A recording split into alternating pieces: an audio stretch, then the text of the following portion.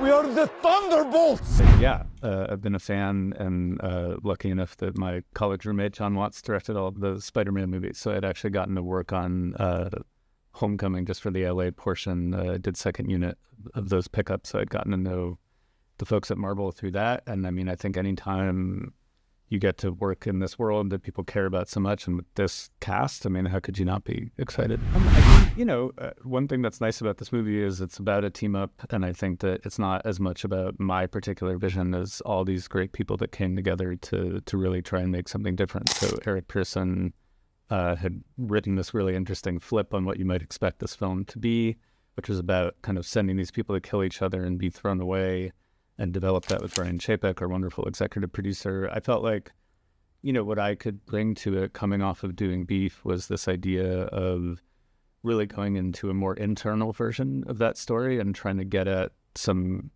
character ideas, and especially like in the way that if Sentry the Void is going to be your antagonist, like what should your protagonist be going through that really connects with that we tried to bring, and then eventually brought in a lot of those collaborators from Beef, where Lee Sung-jin came in and did numerous drafts of the script. Grace Yoon, our wonderful production designer, Harry Yoon, our editor, and a whole bunch of wonderful collaborators kind of came together to make that story. And then, of course, Joanna Callow came in, who had written on season 1 of Beef, but also co-created The Bear, and just brought so many more of those character dynamics to life throughout the process.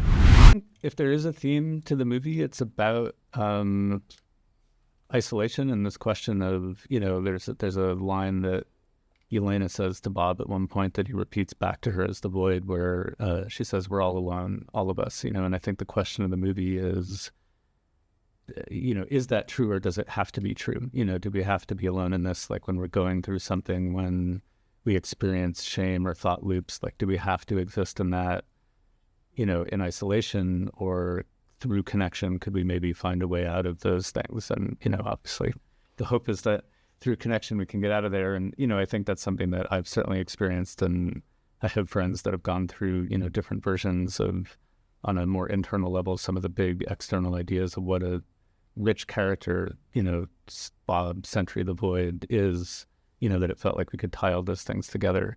And, it was nice. We spoke with Paul Jenkins, who created the character of Robert Reynolds, Sentry the Void, with Jay Lee. And, for him, the character was always a parable for mental health.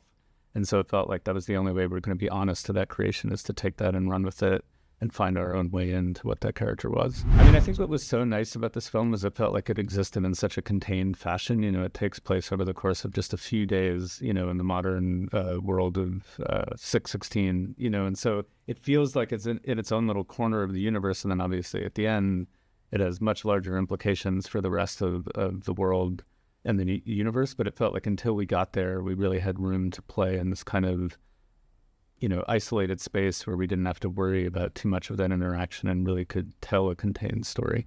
I think it really felt like, the Thunderbolts are all of us. They're people that, some of whom might have imagined they were destined for greater things or even individual glory. Like that's something that Alexi obviously is very interested in for a lot of the film.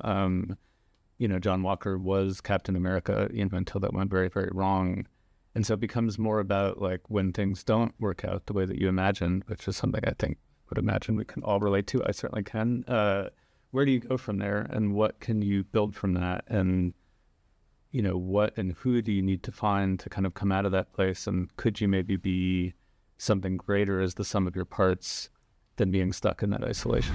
I think part of it is just to have actors this good is always just a privilege as a director. It makes your job very easy. But I think also, to make a good movie, you want to feel like not only that everyone brought their best and an amazing cast and crew on this film, but also that they brought something of themselves into it. And all of these actors care so deeply about their work and about the characters that they portrayed. And so it is that interesting dialogue, because in order to make a movie, you need to have a new conflict, a new want, a new need, new arc for them to play, but it also needs to feel honest to the character that they've also brought to life. And so there was a lot of really interesting discussions in those kind of weeks of rehearsal beforehand, where we didn't really rehearse so much as just go through the script, really talk about where it was heading, like what it was establishing, and how they could sort of adjust it and bring things to it that made it feel more personal to them and to the character that they were so protective of.